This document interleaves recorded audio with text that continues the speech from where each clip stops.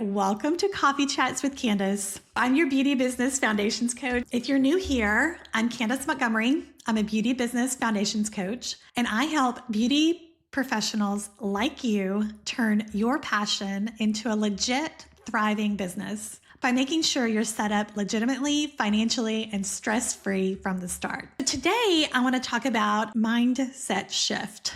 A lot of beauty professionals struggle with. Your business is not a hobby anymore.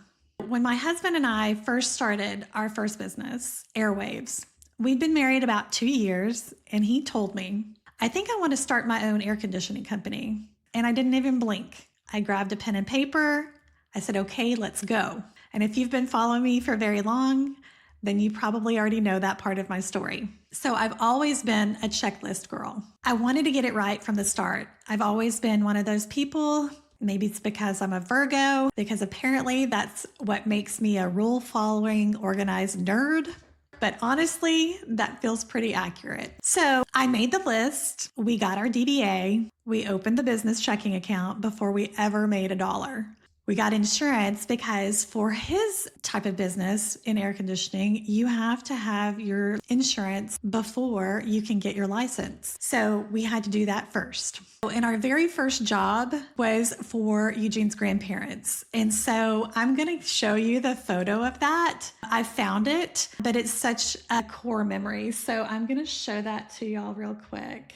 Look, is that not the cutest thing ever? I was 22.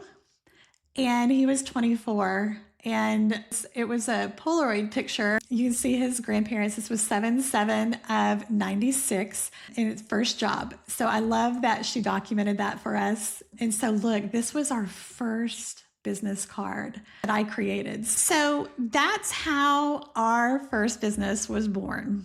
And I know that so many of you are passionate, talented, driven, but if you're still taking cash under the table or using personal accounts or home telephone numbers, guilty, or home addresses, guilty. Skipping out on licenses and insurance, then I say this with all the love in my heart that I have.